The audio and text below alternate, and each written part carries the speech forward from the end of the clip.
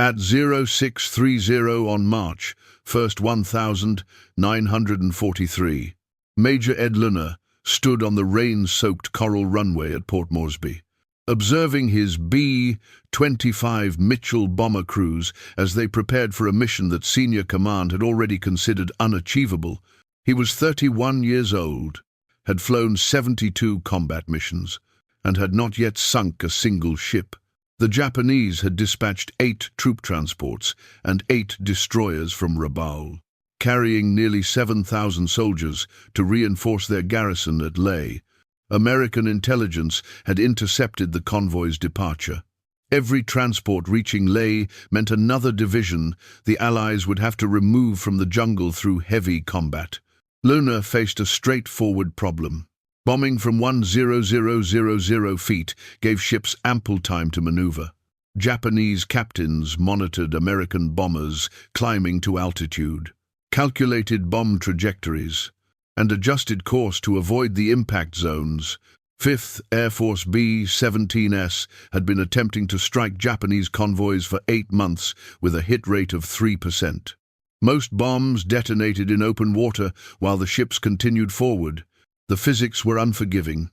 A 1,000-pound bomb released from altitude required 37 seconds to reach the surface.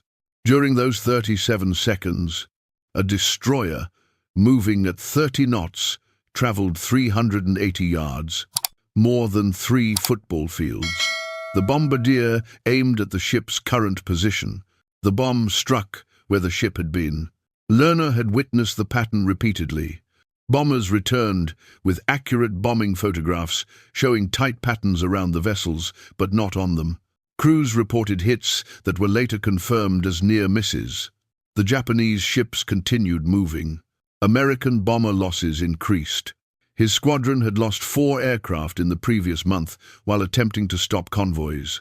40 men, Japanese anti-aircraft crews, shot down high-altitude bombers with consistent precision. Their gunners had enough time to track the approach, calculate the required lead, and bracket the formation with flak. By the time the bombs descended, half the squadron could already be damaged or burning. General George Kenney, commanding 5th Air Force, had suggested a tactic that appeared reckless to every pilot who heard it. Skip the bomb across the water in the manner of a flat stone. Approach at 50 feet. Release the bomb 300 yards from the target with a 5-second delayed fuse. Allow momentum to carry the bomb into the ship's hull. The bomb would skip once or twice and then detonate on contact or just below the waterline. The theory appeared sound. Pilots considered it extremely dangerous. Flying a twin-engine bomber at 50 feet above ocean swells directly toward a ship equipped with multiple anti-aircraft systems contradicted every survival instinct Lerner had formed. Japanese destroyers carried 127 mm main guns, 25 mm machine cannon, and numerous lighter weapons. All were capable of tracking a bomber at such altitude. A single hit to an engine could cause a B-25 to lose control and impact the water before the crew had time to react. Higher command had twice prohibited the tactic. It was considered too hazardous, too experimental, and insufficiently tested. Lerner's requests to practice skip bombing had been rejected in December and again in January. The official response described the tactic as showing improper regard for equipment and personnel. Crews were instructed to focus on established high-altitude methods. However, high-altitude attacks were not disabling ships. If you want to see how Lerner's skip bombing experiment developed, please hit that like button. It helps us share more historical accounts from the Pacific War. Subscribe if you have not already. Back to Lerner. He entered the operations tent and arranged reconnaissance photographs across the planning table. The Japanese convoy had been observed at dawn, moving southeast across the Bismarck Sea. 8 transports in 2 columns, destroyers positioned along the sides. Each vessel carried soldiers, artillery, and ammunition. If those transports reached Lae, the campaign in New Guinea would likely continue for another year.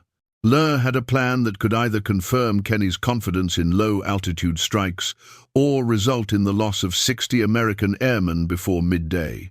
The convoy would be within attack range at 0900, 3 hours to prepare, and 3 hours to train his pilots in a method they had never attempted under combat conditions. Lore summoned his squadron leaders and explained the plan that had previously been prohibited. The B-25 Mitchell had not been designed for the task he proposed.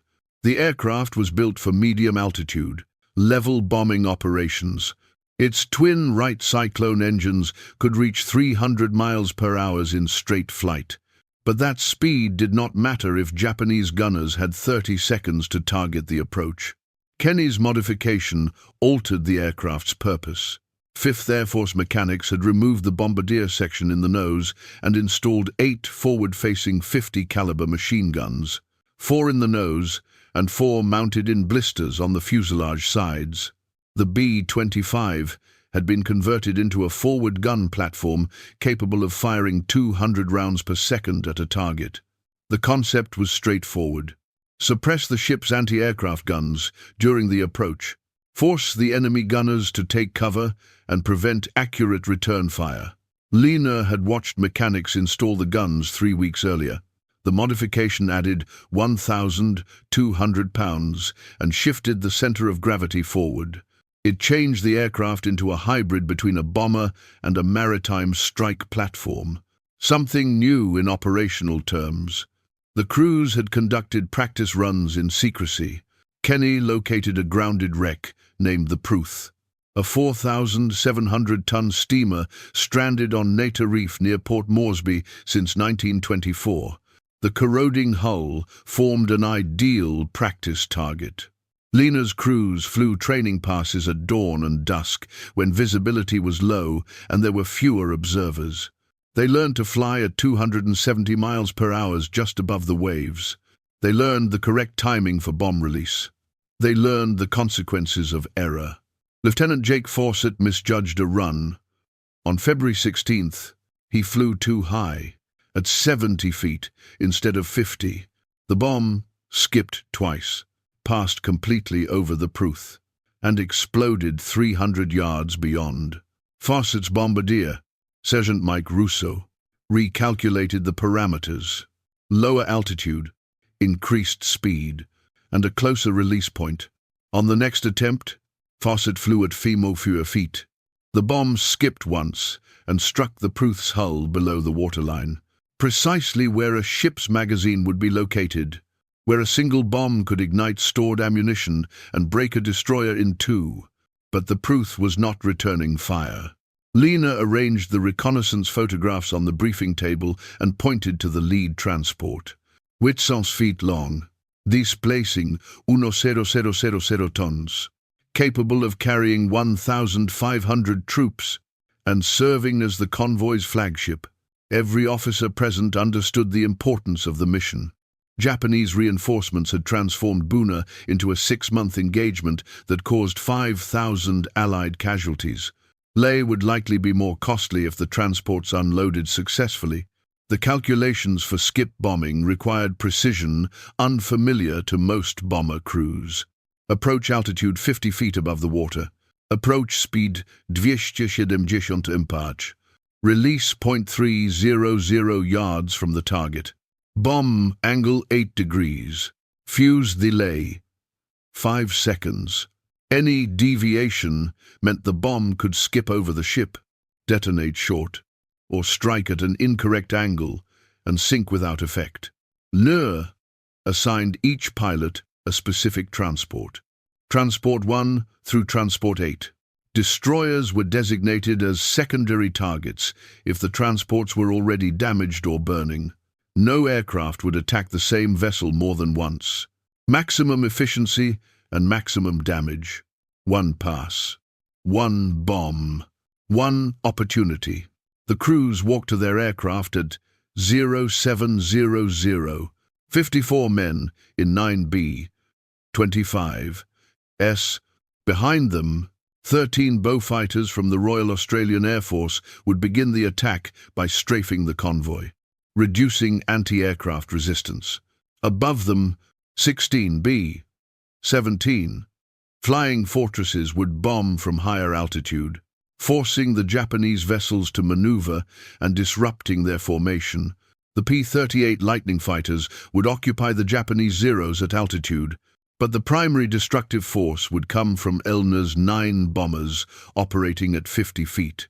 He climbed into his aircraft at 0715. His co-pilot, Lieutenant Tom Benz, had already begun the pre-flight checklist. The bombardier, Staff Sergeant Carl Walls, was inspecting the bomb release mechanism for the 4th time. No one spoke. The crew had flown together for 9 months. They understood what a 50-foot approach required. They understood the risks involved. Lenoir started the port engine, followed by the starboard. The right cyclone engines engaged and stabilized into their familiar sound. Around him, 8 other B-25s were doing the same. The formation would depart in groups of 3, beginning with Leur's element. They would remain low over the water for the entire journey. Japanese radar could not detect aircraft below 100 feet. Surprise was their only advantage. At 0745, Lenoir released the brakes and began the takeoff roll. By 0930, he would learn whether Kenny's theory was effective or whether he had led his squadron into a deadly situation. The flight to the Bismarck Sea required 90 minutes. Lenoir held his formation at 30 feet above the water, low enough that spray from the waves occasionally struck the windscreen. The B-25s maintained a loose V formation, each aircraft spaced 200 yards apart. They stayed close enough to maintain visual contact, but distant enough to prevent a single burst of flak from taking down more than one aircraft. They maintained radio silence. The Japanese monitored all frequencies. Any transmission could alert the convoy. Maintaining surprise was more important than coordination. Lenoir checked his watch. Lingba Sanling. The convoy should be 60 miles to the northeast, moving at 12 knots toward the Vitiaz Strait. The estimate matched the morning reconnaissance report. The ocean below showed no activity, no whitecaps, no patrol craft, only open water extending in all directions. At this altitude, Lenoir could only see a limited distance. The convoy could be anywhere. His navigation had to remain precise. A 5-degree error would cause them to miss the target entirely. Approaching from the wrong direction would give the destroyers time to bring their main batteries into action. At 0852, Lenoir observed smoke on the horizon. It was the black exhaust of 16 ships moving in formation. He tapped his throat microphone once. A single click to alert Titan formation. His wingmen responded with single clicks. Radio discipline remained intact. As they approached, the convoy became visible. 2 columns of transports, 4 in each column. Destroyers formed a protective screen 2 miles ahead and along both sides. Lenoir counted the gun positions on the closest destroyer. 6 main turrets and numerous smaller weapons. All would track his approach as soon as he crossed the horizon. At 0857, the Beaufighters began their attack. Lenoir saw 13 Australian aircraft dive on the convoy from the northeast. Their 20mm cannons swept the destroyer's decks. Tracers extended across the surface. The Japanese anti-aircraft gunners shifted toward the new threat. This was the intended effect. The Beaufighters were not there to sink vessels. They were there to divert attention. 30 seconds later, the B-17s appeared at 10,000 feet. Lenoir watched their bomb bay doors open. Bombs descended toward the convoy. The Japanese ships began evasive movements. Turning to port and starboard, the columns separated. The destroyers increased speed to flank power, generating large wakes. The formation showed clear signs of disruption. Lenoir reduced throttle and descended to 40 feet. His airspeed decreased to 260 miles per hour. Walls, the bombardier, called out ranges, dirt bin yards, Sanchenbabe, Sanchenlubai. The entire convoy was now visible in detail. Lena selected his target. The second transport in the port column, approximately 700 feet long and heavily loaded. His bomb would detonate amidships, where troop spaces were concentrated. The destroyer on the left flank detected them. Lena saw muzzle flashes. The initial shells passed high. The Japanese gunners were accustomed to tracking aircraft at altitude and had not yet corrected their elevation. At Ikebin yards, Lena opened fire. All 8.50 caliber machine guns engaged. Tracers struck the transport superstructure. Glass shattered, metal fragments scattered. Personnel on deck either dropped or sought cover. The suppressive fire was functioning as intended. The anti-aircraft crews could not operate effectively, while incoming rounds were sweeping their positions at high volume. At Benikiu's yards, Lena's wingmen began spreading out, each bomber aligned with its designated target. The formation separated by design, 9 aircraft attacking 9 vessels simultaneously. The defenders had no time to redirect fire or organize a coordinated response. At Sikizu's yards, the destroyer's main guns fired again. This time, the shells bracketed Lena's formation. Impacts fell to the left and right, close enough to shake the bomber. Shrapnel struck the fuselage. Bentz, the co-pilot, reported damage. Port engine oil pressure decreasing but still within acceptable range. At Altuyu's yards, the transport filled Lena's forward view. He could see individual soldiers on deck seeking cover. He could see the bridge windows and the ship's gun crews attempting to adjust their weapons. Every instinct urged him to climb, to avoid the rapidly approaching structure. At Dirtyu's yards, Walls called out that the bomb was armed and ready. At Uchu's yards, Lena released it. He felt the aircraft rise slightly as the 1,000-pound bomb dropped. The bomb moved forward, propelled by the aircraft's speed. It struck the water nose first, skipped once, and traveled directly toward the transport's hull. Lena pulled back firmly on the control yoke and began climbing. The 5-second fuse continued counting. The bomb detonated at the waterline. Lena did not see the explosion directly. He was climbing, focused on regaining altitude, but he felt the impact. The shock wave shook the aircraft, lifting the tail and pushing the B-25 to the side. Benz worked the controls. The altimeter moved past 100 feet. Lambe, then 300. Lena briefly looked back. The transport was breaking apart. A column of fire and smoke rose from the center of the ship. The structure deformed. Metal failed. Secondary explosions occurred as stored ammunition ignited. The vessel leaned to port, taking on water rapidly through the breach. Personnel were abandoning the ship, jumping into the sea. Numerous individuals appeared in the water as the vessel continued to list. One bomb had caused severe destruction within approximately 15 seconds of release. The skip bombing technique had functioned as intended. To Lena's right, Lieutenant Jake Fawcett's aircraft was climbing after completing its own attack run. Another transport was burning, flames rising along its forward mast. To the left, Captain Bill Hayes had released his bomb against a destroyer. The weapon skipped twice and struck beneath the aft turret. The destroyer's stern lifted from the water due to the internal detonation. When it came down again, the entire rear third of the vessel was gone. The destroyer began sinking by the stern, descending rapidly. 4 ships had been hit within the first 90 seconds. The Japanese convoy was disorganized, but the defenders were adjusting.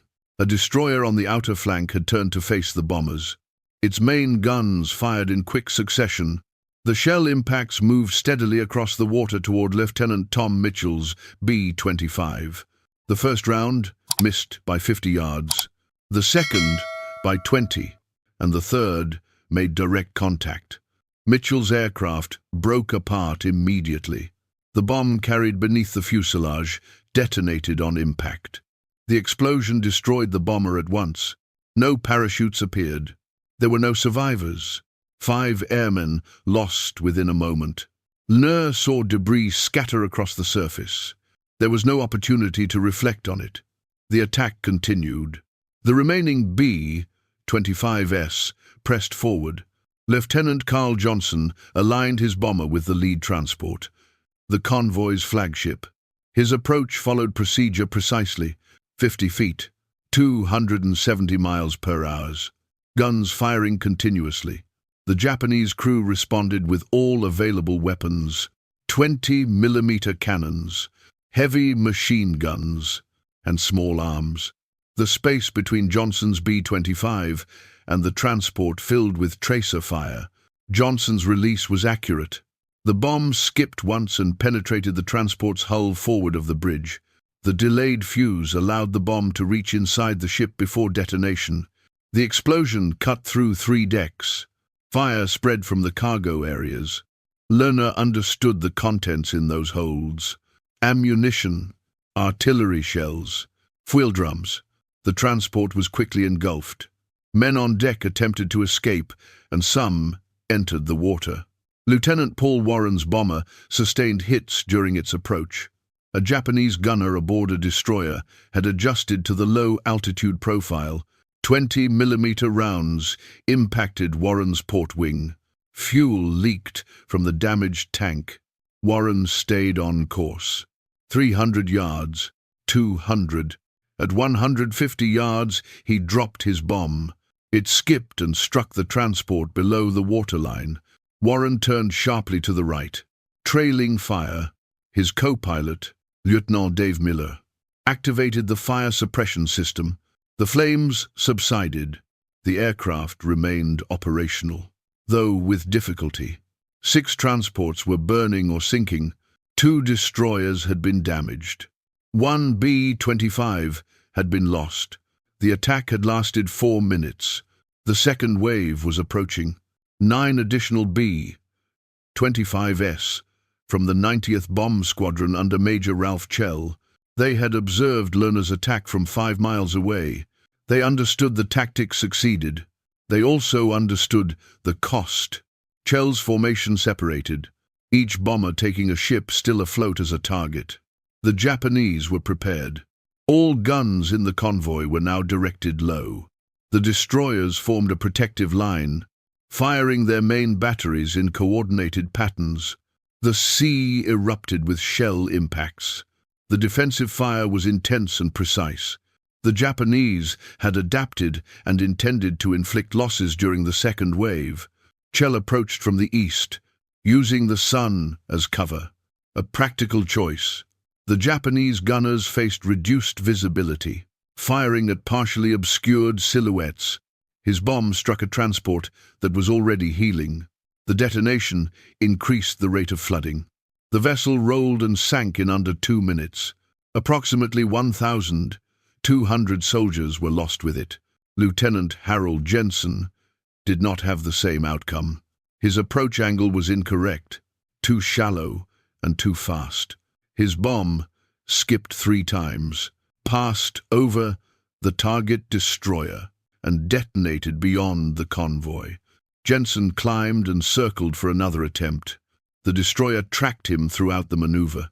When Jensen lined up for a second run, the destroyer was prepared. The first shell destroyed his port engine. The second hit the cockpit. Jensen's B-25 rolled, inverted, and impacted the sea at approximately 300 miles per hour. There was no explosion, only the strike. The water closed over the aircraft and remained still. 2 bombers lost, 7 transports sinking, 3 destroyers severely damaged. The engagement had lasted 8 minutes. Lore recognized that the Japanese still had approximately 60 Zero fighters positioned above the cloud layer. The Zeros arrived at 0915, 18 of them descending from 12,000 feet. Lore saw their silhouettes among the clouds, approaching the bombers at high speed. The P-38 Lightnings were expected to keep them engaged. Something had failed. The Lightnings may have been outnumbered, or the Japanese may have deployed an additional fighter group that had not been identified. Lear's B-25 was now vulnerable. Fuel levels were low and ammunition nearly depleted. The forward machine guns had roughly 200 rounds remaining, insufficient for extended aerial combat. Insufficient to deter a determined Zero pilot with experience against American bombers. Luna advanced the throttles and descended to minimal altitude. 20 feet. 15. The propellers dispersed sea spray. The Zero fighters divided into two elements. Half climbed to engage the P-38S. The remaining 9 pursued the bombers. They approached rapidly at approximately 400 miles per hour, firing 20mm cannons from 1,000 yards. Lerner saw tracers pass the canopy. He turned left and right to make his aircraft harder to target. Behind him, Staff Sergeant Tommy Blake operated the dorsal turret, firing short, accurate bursts toward the nearest Zero. The Japanese pilot disengaged, not damaged, but cautious. Lieutenant Warren's damaged bomber was unable to evade. A Zero moved onto his tail and held position. Warren attempted every maneuver he knew. Climbs, dives, and tight turns that strained the compromised wing. None succeeded. The Zero pilot waited until Warren lost airspeed in a climbing turn and then fired a brief, concentrated burst. Warren's starboard engine failed. The bomber entered a descent and struck the water. Lur saw 3 parachutes. 3 survivors out of 5. Better than none. The Zero fighters attacked for 6 minutes. Then they climbed abruptly. Lona identified the reason. The B-17s were returning for another bombing run at 1,000 feet. The Zeros had to choose between pursuing the bombers below or defending the convoy above. They selected the higher threat. Luna took advantage of the pause to evaluate his situation. His port engine was unstable. Oil pressure fluctuated.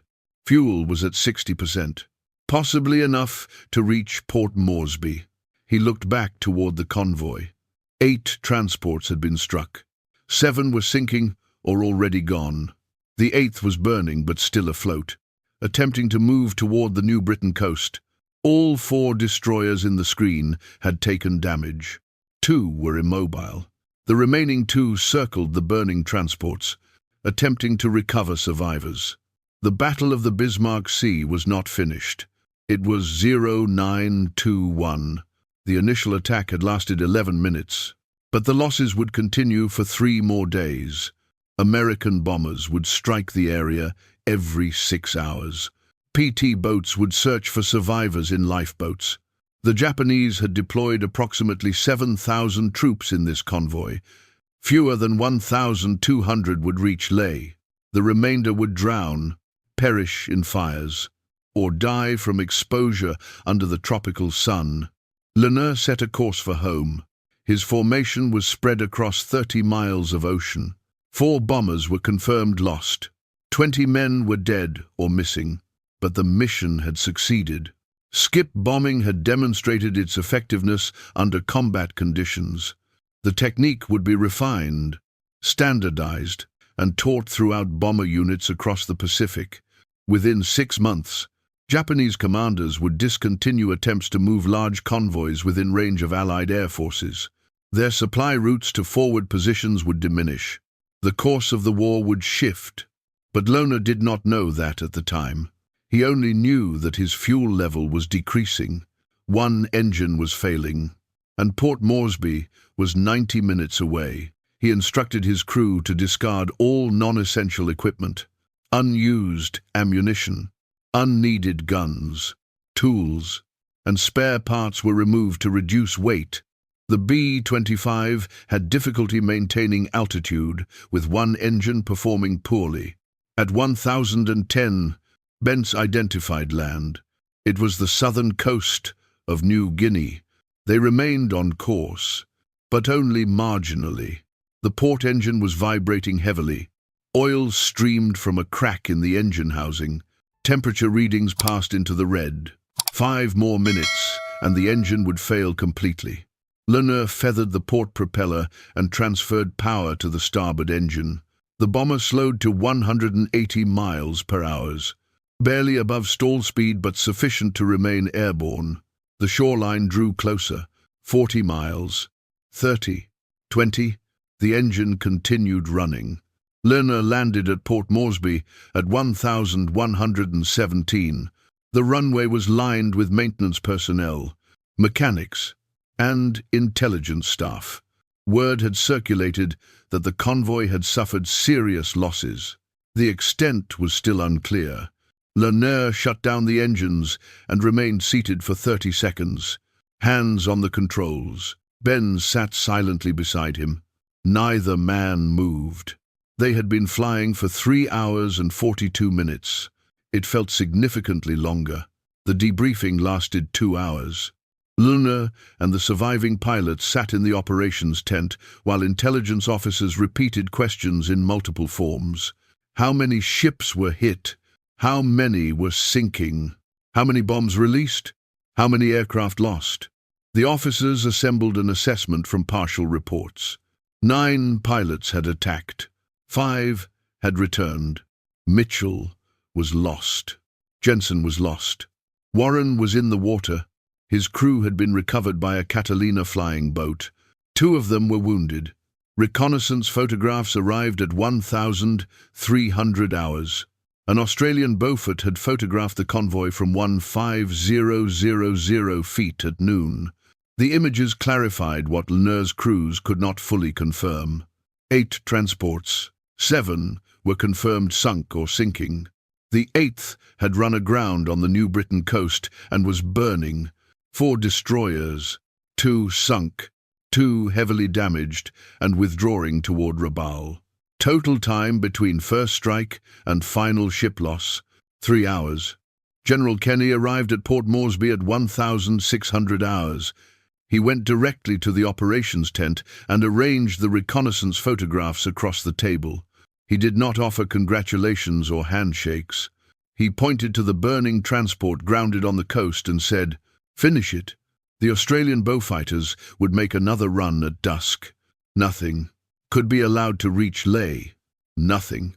The second strike launched at 1,730. Lenoir did not fly. His aircraft required a replacement engine. He stood on the runway and watched 9 B-25s depart toward the setting sun. They would reach the target at dusk. Japanese personnel attempting to recover equipment from the grounded transport would not anticipate another air attack. They would be mistaken. The strike returned at 2,000 hours. The grounded transport had been destroyed, sinking at its position. The 2 damaged destroyers had been found attempting to withdraw. Both had been hit and were sinking. The Japanese had begun the operation with 16 ships. By nightfall on March 2nd, 14 were on the floor of the Bismarck Sea. The 2 remaining destroyers reached Rabaul at midnight, barely afloat. The casualties were extensive. 7,000 Japanese soldiers had departed Rabaul. Reconnaissance flights in the following 2 days identified approximately 900 survivors reaching the New Britain coast, either by lifeboat or swimming. American PT boats intercepted most of the lifeboats. Some occupants were taken prisoner, others were killed in the water. The distinction between combat engagement and the killing of non-combatants became unclear during those 3 days. Command had ordered no quarter. Japanese forces had previously fired on American airmen descending by parachute. American forces responded with equivalent actions against soldiers, in lifeboats and in the water. Lenoir learned of this 3 days later. He did not ask for details. He did not inquire which PT boats had opened fire or which bomber crews had fired on personnel in the water. Formal rules of engagement ceased to apply. The change occurred somewhere between the destruction of Mitchell's aircraft and the sinking of the last Japanese transport. No one discussed it. No one recorded it in official reports. Nevertheless, it occurred. The final assessment arrived on March 7th. Japanese losses: 8 transports sunk, 4 destroyers sunk, approximately 3,000 troops drowned, an additional 1,500 killed by air attack. Approximately 1,200 reached lay overland through the jungle. They arrived without equipment, supplies, or cohesion. They were not capable of effective combat. The reinforcement mission had failed entirely. American losses: 4 B-25 set, 1 B-17, 2 P-38S, 13 aircrew killed, 6 wounded. Against an entire Japanese convoy, the losses were disproportionately low. Skip bombing had been successful, but its success required Lure's crews to approach destroyers at 50 feet while anti-aircraft fire filled the air. Courage did not fully describe the action. The level of risk was extreme. Kenny called it the most decisive air-sea engagement of the Pacific campaign. Admiral Yamamoto described it as a disaster. The Japanese Navy immediately cancelled future large convoy movements within range of Allied land-based aircraft. Their supply route to New Guinea was severed. The garrisons at Lae, Salamaua, and Madang would rely solely on existing stores. Those stores would not sustain them for long. The Battle of the Bismarck Sea altered more than Japanese naval planning. It changed global doctrine regarding aerial attacks on ships. The United States improved skip bombing. The British adopted it. The Soviets applied it.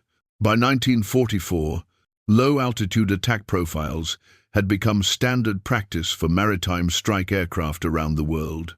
Lerner flew 16 additional missions before returning home in May. He did not speak publicly about the battle, did not grant interviews, and did not write a memoir. He believed he had carried out required actions. That was sufficient. The unresolved question was straightforward. Would the same technique work against an enemy prepared for it?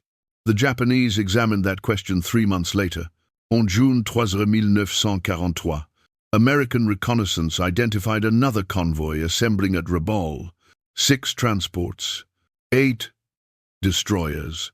This time, the Japanese convoy moved at night. This time, they had 60 Zero fighters providing continuous air coverage. This time, every destroyer carried additional 20mm anti-aircraft guns positioned specifically to counter low-altitude attacks. They had studied the Bismarck Sea engagement. They had adapted. The 5th Air Force attacked at dawn. 12 B-25S used skip bombing. The results differed from earlier operations. 2 transports were hit. 1 destroyer was damaged. 3 B-25S were shot down. The balance of losses had changed.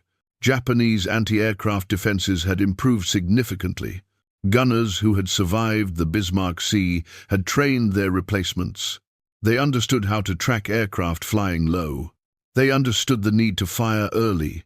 They understood to aim at the bombers during the final approach when the aircraft were committed to a straight path and unable to maneuver. The Americans adjusted in response. By July, 5th Air Force mechanics had added armor around the cockpit and engines. They increased the forward-firing armament to 12 50-caliber machine guns. Some B-25s carried 14 guns. The underlying concept remained the same. Suppress defensive fire with concentrated forward fire during the attack run. Give the opposing gunners no option except to take cover. The modification was effective. On November 2nd, 1,943 38 B-25S attacked Rabaul Harbor in the largest skip bombing raid of the war. The harbor held 18 warships. 30 were hit directly. 1 heavy cruiser was sunk. 1 destroyer was sunk. 2 auxiliary vessels were destroyed, and 16 merchant ships were damaged or sinking. The raid lasted 18 minutes. American losses were 2 B-25S. The balance had shifted back toward American forces, but Rabaul demonstrated another point. Skip bombing was most effective against ships in restricted waters, ships that could not maneuver efficiently, ships at anchor, or vessels in narrow passages. Against a convoy in open water with space to maneuver and fighter protection, the tactic remained hazardous. Against ships at anchor, it was highly effective. The British adopted skip bombing in late 1943. Royal Air Force Beaufighters, using the technique, attacked German convoys off Norway. The results were similar to those in the Pacific: high losses and high effectiveness. The German response was to install more anti-aircraft guns on merchant ships and require heavy fighter escort for convoys. The cost of sea transport increased substantially. Effectiveness declined in proportion. The Soviets used skip bombing against German shipping in the Black Sea and the Baltic. Their method was more basic: lower approach altitude, heavier bombs, and less suppressive fire. Outcomes varied. Some ships were sunk. Many aircraft were lost. Soviet air crews showed determination but lacked the equipment and training refinements developed by the Americans through repeated operational testing in the Pacific. By 1944, skip bombing had developed beyond its original form. American units used coordinated attacks. High-altitude bombers struck first, forcing ships to maneuver. Fighters followed with strafing runs to reduce anti-aircraft fire. The skip bombers then attacked at low altitude while the defenses were distracted and disorganized. This layered system reduced losses while maintaining effectiveness. The statistics provided clear evidence. Between March 1943 and August 1945, American skip-bombing aircraft sank or severely damaged 212 Japanese ships. 47 bombers were lost. This equated to a ratio of 5 ships for each bomber. By comparison, high-altitude bombing produced a ratio of 3 ships per bomber. Skip bombing was 15 times more effective. The human effects were more difficult to measure. Skip bombing required crews to fly directly at ships equipped with multiple weapons, maintaining a steady path while tracers passed around them. The psychological strain was substantial. Pilots who flew skip bombing missions had shorter tours, higher rates of combat fatigue, and more frequent medical groundings for stress-related conditions. The tactic was effective. It also placed significant burden on the crews who carried it out. Lerner did not fly skip bombing missions after May 1943. He trained new crews, watched them depart on missions using the method he had helped validate, and watched some of them fail to return. By the end of the war, he had trained 62 pilots in skip bombing. 18 were killed in action. 23 were wounded. The statistics were severe: a 29% fatality rate, a 66% casualty rate, including wounded, better than high-altitude bombing, worse than most other aircrew roles. Historians debated whether skip bombing shortened the war. The answer was not direct. Skip bombing did not determine victory on its own, but it reduced Japanese supply routes, made reinforcement costly, and forced the Japanese Navy to stop using large convoys. Without supplies, garrisons weakened. Without reinforcements, defensive positions could not be maintained. Islands were captured one after another. What remained certain was this: on March 2nd and 3rd, 1943, 9 B-25 bombers flying at 50 feet destroyed an entire Japanese convoy in 15 minutes of continuous combat. The tactic had been prohibited twice, had been considered highly dangerous by all who examined it, and had been proven effective by crews flying directly into concentrated anti-aircraft fire because the alternative was allowing 7,000 enemy soldiers to reach their destination. The B-25 bombers that attacked the Bismarck Sea convoy were discarded after the war. None were preserved in museums. Major Ed Lerner returned to the United States in June 1943. He was 31 years old. He had flown 88 combat missions. He had survived longer than most bomber pilots in the Pacific. The Army Air Forces wanted him to train new air crews, teach them the methods he had learned, and pass on proven techniques. He declined. Lerner requested and received a transfer to transport aircraft. He spent the rest of the war flying C-47S, moving personnel and supplies throughout the Pacific. No combat missions, no skip bombing, no further operations in which he watched crews. He had trained die in aircraft, he had prepared them to fly. He never explained his decision and did not need to. Command understood. Some men continued flying combat after such experiences. Others did not. Both choices were respected.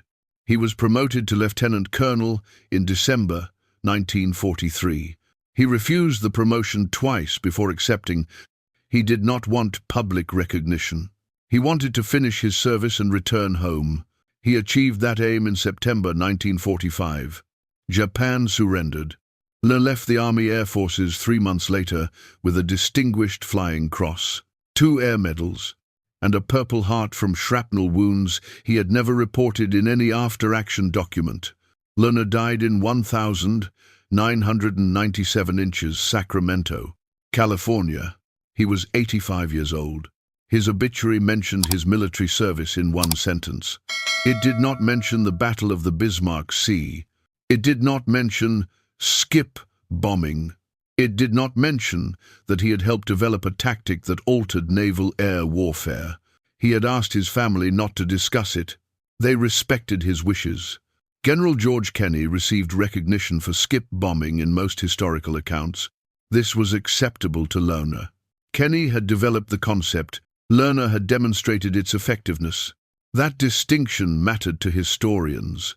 It did not matter to the pilots who flew the missions. They knew who had led the first attack. They knew who trained them. They knew whose methods improved their chances when Japanese gunners were tracking them at 50 feet. The B-25 Mitchell bomber achieved its reputation in part because of skip bombing. The aircraft served in every theater of World War II, but its reputation was established in the Pacific, flying missions that were often not expected to be survivable. By the end of the war, B-25S had sunk more enemy shipping than any other bomber type. The technique that Lerner and his crews demonstrated in March 1943 became standard doctrine for every B-25 unit in the Pacific. No museum displays a B-25 that specifically flew in the Battle of the Bismarck Sea. Those aircraft were worn out by the end of the war. Most were dismantled for aluminum. A small number remain in museums, restored to flying condition or presented as static displays. The National Museum of the United States Air Force in Dayton, Ohio has a B-25 Mitchell. The Smithsonian also has one. Neither aircraft flew at the Bismarck Sea, but they represent the crews who did. The battle itself is largely unknown outside of military history. It does not have the public recognition of Midway or Guadalcanal. No major motion picture depicted it. No widely known photographs recorded the event. Only after-action documents, reconnaissance photographs, and the accounts of men who generally chose not to discuss their experiences remain. What is certain is this. In March 1943, American bomber crews demonstrated that aircraft could sink ships by skipping bombs across the water at 50 feet. The tactic was described as suicidal before it was proven. It was described as highly effective afterward. The reality was between those two descriptions. It was the combination of limited options and new ideas. It was crews willing to attempt an untested method because established methods were not working. It was the decision to remain on course while anti-aircraft fire made the air hazardous. The Pacific War changed after the Bismarck Sea. Japanese convoys stopped traveling within range of Allied aircraft. Supply routes failed. Garrison lacked provision, and island positions collapsed. The war advanced toward Japan, one island at a time, and the Japanese Navy could not prevent it because they could not supply their forward units. Skip bombing did not end the war on its own, but it ended the supply route the Japanese required to remain in the fight. If this story affected you as it affected us, consider pressing the like button. Each like tells YouTube to share this story with additional viewers. Subscribe and activate notifications. We present overlooked history from archival sources every day. Post a comment and tell us where you are watching from. Whether you are watching from the United States, United Kingdom, Canada, or Australia, our audience spans the world. You are not only a viewer, you are part of preserving these accounts. Tell us your location. Tell us if someone in your family served. Let us know that you are here. Thank you for watching and for helping ensure that Ed Lure and his crews are not forgotten. These men merit remembrance, and you are helping ensure that.